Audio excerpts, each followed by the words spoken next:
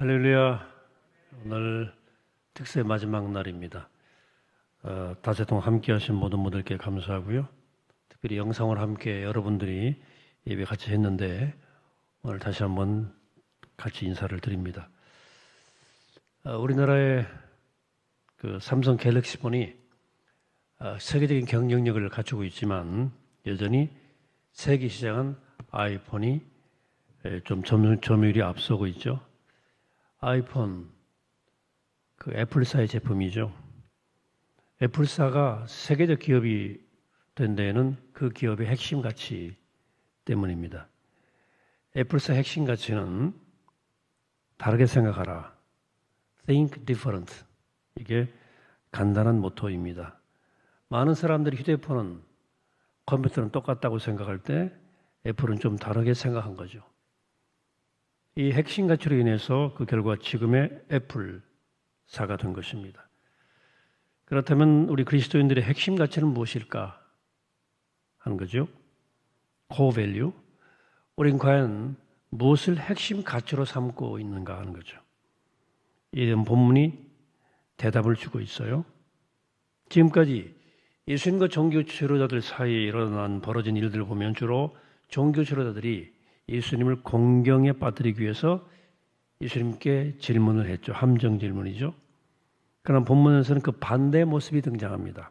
예수님이 그들에게 질문을 던져요. 그게 오늘 35절, 37절인데 다시 한번 보겠습니다. 예수께서 성전에서 가르치실새 대답하여 이르시되 어찌하여 서기관들이 그리스도를 다윗의 자손이라 하느냐. 다윗이 성령에 감동되어 친히 말하되 주께서 내 주께 이르시되 내가 내 원수를 내 발 아래에 둘 때까지 내 우편에 앉았으리라 하셨도다 하였느니라. 다윗이 그리스도를 주라 하였은즉 어찌 그의 자손이 되겠느냐 하시니 많은 사람들이 즐겁게 듣더라. 아멘. 다윗이 시편 110편에서 장차 오실 그리스도를 기다리면서 그분을 주님이라 이렇게 불렀거든요. 근데 왜 너희는 그리스도를 그 다윗의 자손이라 하느냐 하는 그 질문에 대해서 그들이 대답을 못합니다. 중요한 것은 왜 예수님이 이 질문을 그들에게 던졌는가 하는 거죠. 그 의도를 아는 것이 이 본문의 핵심, 해석의 핵심 키가 될 것입니다. 여기 서기관과 바리새인들은 우리보다도 훨씬 더 많은 혜택을, 특혜를 누렸던 사람들입니다.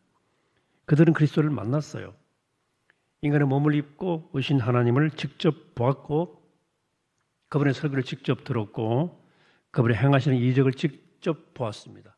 그런데도 그들은 예수님을 받아들이지 않고 그리고 그를 핍박하고 그의 가르침을 거절하다가 예수님을 죄인으로 몰아서 결국 십자가에 못 박음으로 그들은 스스로 멸망의 길을 걸어갔습니다.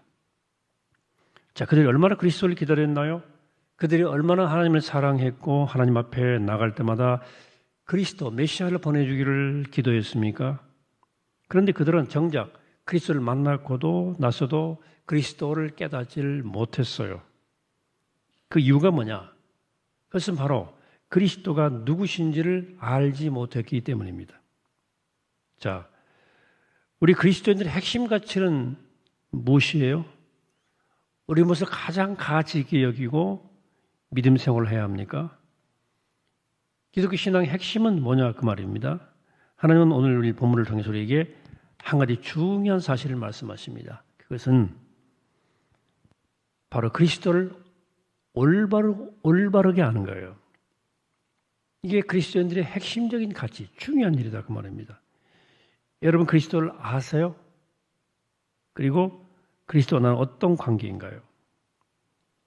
오늘의 많은 교회를 보면 성도들이 하는 일이 얼마나 많아요?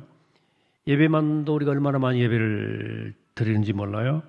우리 교회만 해도 주일 예배 외에 새벽 기도회, 수요 예배, 금요 기도회가 있는데 저는 적정하다고 생각은 해요.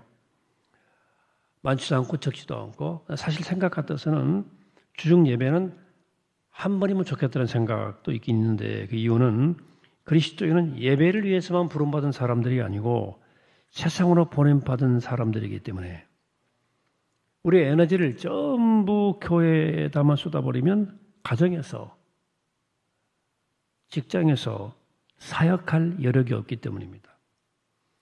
물론 그래도 교회 열심히 모여야 에너지가 생기긴 합니다. 어디 그뿐입니까? 우리가 얼마나 많은 봉사가 있어요.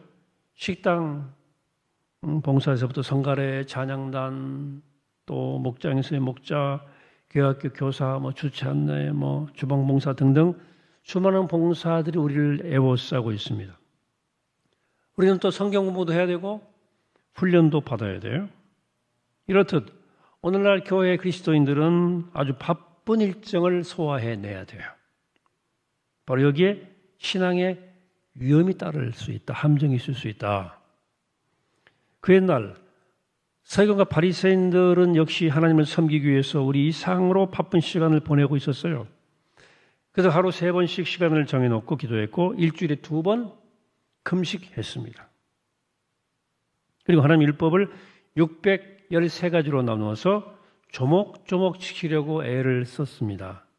그러나 정작 그리스도를 만나고서도 영적 어둠의 길을 걸어갔어요.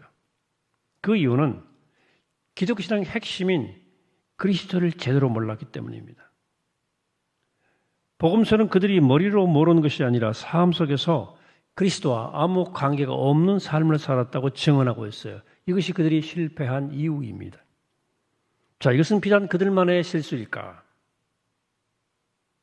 우리 실수는 아닐까? 우리가 그리스도에 대해서 알아야 할 것이 많지만 성경은 특별히 3가지를 강조합니다. 첫 번째는 우리는 그리스도가 이 세상을 창조하셨다는 사실을 알아야 됩니다. 그리스도는 창조주라요. 골로새 1장 14절 이하에 나오는 말씀입니다. 한번 들어볼까요? 그 아들 안에서 우리가 속량 곧 죄사함을 얻었도다. 그는 보이지 아니하는 하나님의 형상이시요 모든 피조물보다 먼저 나신 이시니 만물이 그에게서 창조되되 하늘과 땅에서 보이는 것들과 보이지 않는 것들과 혹은 왕권들이나 주권들이나 통치자들이나 권세자들이나 만물이 다 그로 말미암고 그를 위하여 창조되었고 또한 그가 만물보다 먼저 계시고 만물이 그 안에 함께 섰느니라. 그는 몸인 교회의 머리시나. 자, 그리스도는 만물을 창조하셨고 교회 머리 되시는 분이다. 그분이 우리를 만드셨고 그분이 세상을 만드셨다고 성경은 말합니다. 그리스도가 창조주라고 한 거예요. 두 번째, 그리스도는 지금도 만물을 붙들고 계신 분이다. 히브리 1장 3절인데요. 합독해 봅시다. 시작. 이는 하나님의 영광이시요 그 본체 형상이시라. 그의 능력으로 말씀으로 만물을 붙드시며. 이런 말씀들을 그냥 머리로 지식으로 모르는 사람은 아마 없을 거예요. 서기관과 바리새인들도 이 사실을 알았어요. 그래서 중요한 것은 이 사실 우리 삶 속에 믿고 적용하느냐 있는 것이죠. 자, 그리스도가 만물을 붙잡고 있다는 사실을 그 손안에 이걸 믿으십니까? 우리 삶이 달라질 수밖에 없죠. 우리가 병으로 죽든 사고로 죽든 그것은 우리의 겉모습일 뿐이에요. 우리는 언제 죽어요? 하나님이 우리를 부르시는 날 죽습니다. 왜냐하면 그분이 만물을 붙잡고 있기 때문이에요. 내 생명도, 내 자녀도, 내 일터도 주님께서 붙잡고 계심을 믿으시기 바랍니다. 그리스도는 지금도 살아계십니다. 그분은 지금도 나의 인생을 붙드시고 만물을 한 손에 붙들고 계시는 분입니다. 이 사실을 마음으로 받아들이셔야 됩니다. 세 번째로 성경이 강조하는 것은 그리스도가 만물을 구속했다는 거예요. 만물을 구속했다는 거예요. 골로새 1장 20절의 얘기입니다. 한번 봅시다. 그의 십자가의 피로 화평을 이루사 만물 곧 땅에 있는 것들이나 하늘에 있는 것들이 그로 말미암아 자기와 화목하게 되기를 기뻐하심이라. 전에 악한 행실로 멀리 떠나 마음으로 원수가 되었던 너희를 이제는 그의 육체의 죽음으로 말미암아 화목하게 하사 너희를 거룩하고 흠없고 책망할 것이 없는 자로 그 앞에 세우고자 하셨으니. 자, 내가 나를 구원하는 것이 아니라는 거죠. 나의 착한 얄팍한 착한 행실로 구원받은 것이 아니고 내 양심 때문에 구원받은 것도 아닙니다. 그리스도의 피로 구원받은 거예요. 하나님이신 그분이 인간의 몸을 입고 이 땅에 오셔서 나를 위해 돌아가심으로 구원받은 겁니다. 그러므로 내 구원을 소멸시킬 것은 이 땅에 아무것도 없어요.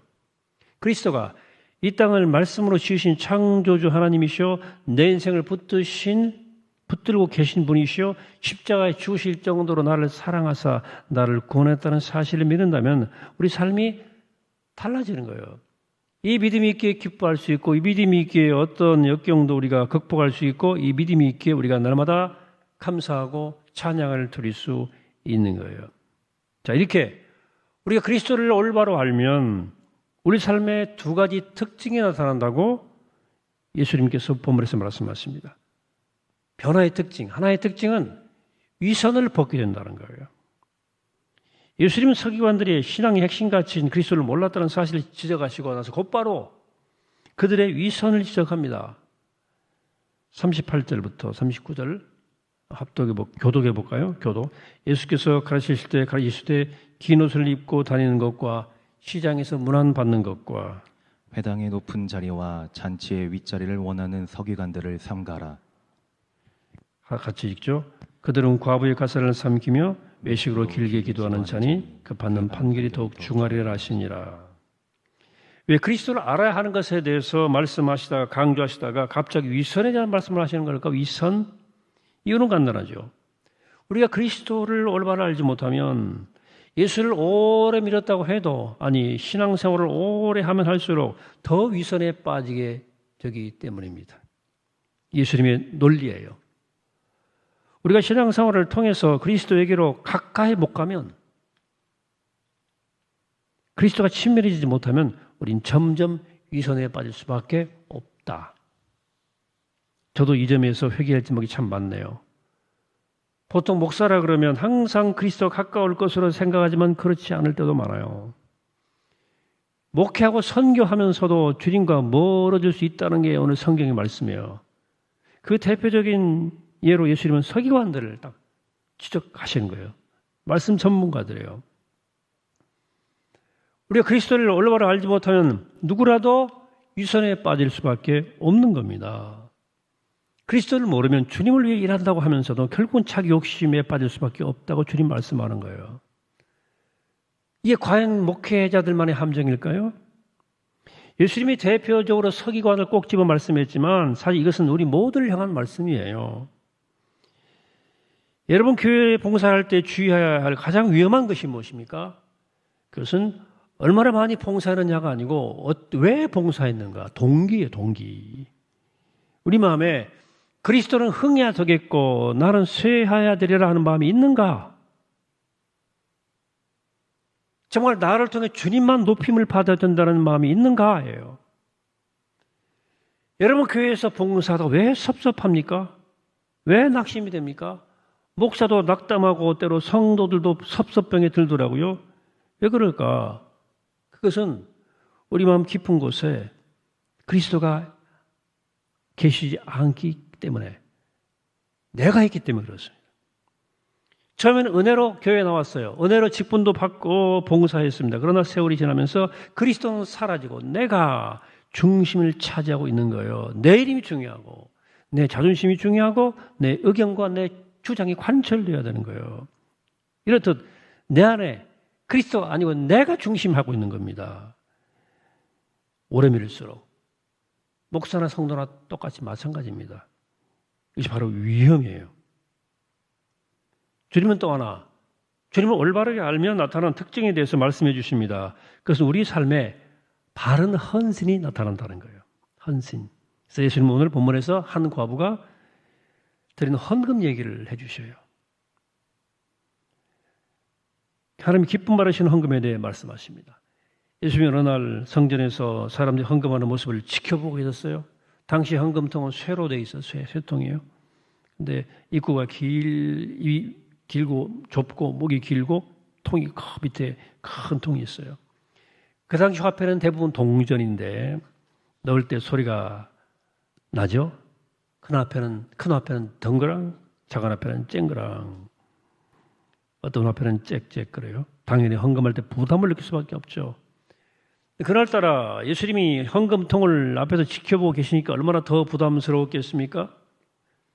자, 흰 옷 입은 부자들이 자루에 돈을 가지고 와가지고 막 부어요. 한꺼번에 붓지 않고 조금씩 철철 소리가 나게 붓습니다.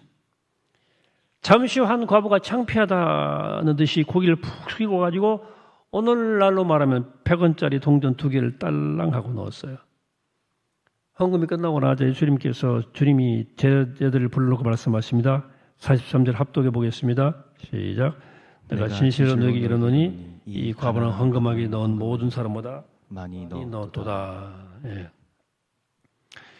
여러분 성경에 보시면 예수님께서 상당히 우리 의외로 재물에 관한 이야기를 정정하셔요.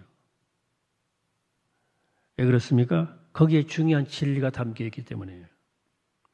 자, 헌금 생활을 잘하는 사람이 꼭 헌신적인 사람이라는 이 공식은 성립하지 않습니다. 그러나 헌금 생활에서 헌신이 나타난다는 것은 공식이에요. 뭔 말이냐?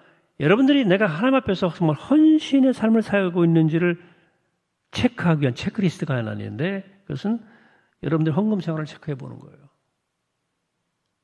거의 정직하게 드러납니다. 내가 어떻게 하나님께 헌신하고 있는가? 아낌없이. 이 본문에서 예수님은 2렙돈을 바친 과부가 가장 많이 바쳤다고 하셨어요. 액수는 중요하지 않다는 거예요. 중요한 건 헌금의 동기와 대상이에요. 즉 누구를 보고 왜 바치는 거예요. 사도행전에서 나타난 아나니아 삽비라 얘기하시죠. 헌금 바치고 하나님께 앞에 직사했어요. 충격적인 방식이죠.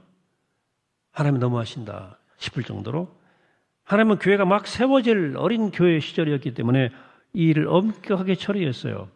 그들은 오늘날로 말하자면 6억짜리 아파트를 팔아서 건축원금 한다고 소문을 다 내놓고는 다 하나 헌금한다. 3억만 바치고 나머지는 안 바친 거죠.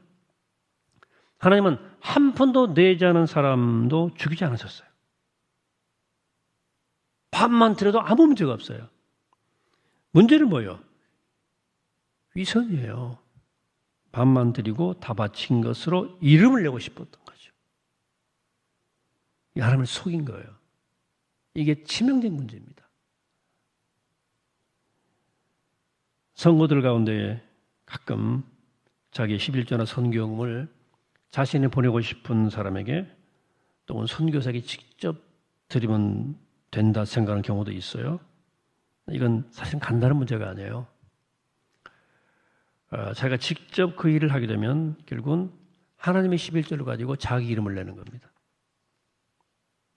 처음에는 믿음으로 좋은 마음으로 농촌 목회자에게 보냈죠. 그래서 세월이 가면서 그 목회자는 보낸 사람에게 매이게 돼요.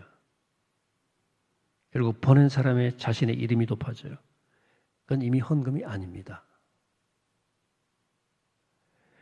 그래서 디트리 보네퍼 목사님이 신도의 공동생활이라는 책에서 영적 공동체 안에는 인간과 인간의 직접적 관계가 절대 존재하지 않는다 라고 말씀했어요. 이 말씀을 잘 묵상해 봐야 되는데요. 우리 모든 관계에는 그리스도가 중간에 꼭 계셔야 돼요. 여러분 교회 나와서 내가 직접 누군가를 상대하고 직접 그를 도울 때의 결과를 잘 주목해서 보세요. 오히려 관계가 더 틀어져 버릴 수도 있어요. 그 안에 그리스도가 없으면 꼭 그렇게 됩니다. 또 번외편은 인간의 사랑은 상대와의 직접적 접촉을 구한다. 그리고 그 사랑의 대가로 상대를 지배하려 든다. 날카롭죠? 처음에는 안 그래요. 그런데 나중에는 자신을 드러내고 상대를 지배하려 듭니다. 그래서 직접적 관계가 위험하다는 거예요. 오늘 말씀을 맺습니다. 그리스도의 핵심 가치는 뭐냐? 큰 그리스도를 아는 거예요. 똑바로 알아야 돼요. 머리로 아는 것이 아니라 내 삶 속에서 그리스도를 알아가야 돼요. 여러분 사랑하는 여러분 하나님을 깊이 알아가고 그래서 내 삶에서 위선이 사라져요. 그러면 하나님을 정말 그리스도를 정말 잘 알면 그분과 친밀해지면 주님만과 나만이 아는 비밀이 생겨요. 그리고 순수한 헌신이 깊어집니다. 그렇게 살아서 우리의 믿음 생활이 주님께 큰 영광되는 복된 우리 모두가 되기를 이 아침에 주님으로 간절히 축원합니다. 기도하겠습니다. 거룩하시고 자비로우신 아버지 하나님, 오늘 주님의 귀한 말씀을 듣습니다. 하나님, 우리가 제대로 믿어야 될 텐데 우리가 그리스도를 바로 알게 하시고 그분의 하시는 역사, 그분의 역할, 그분의 사명, 그분의 섭리를 잘 이해하고 바르게 믿어 그분과 친밀히 통회하며 우리 가운데 모든 위선은 사라지고 순결한 헌신이 깊어질 수 있도록 우리를 축복하여 주옵소서. 더욱더 주께 가까이 더 깊이 알아가며 온전한 믿음의 삶을 살아가는 주님의 귀한 자녀들로 축복하여 주옵소서. 예수님의 이름으로 기도합니다. 아멘.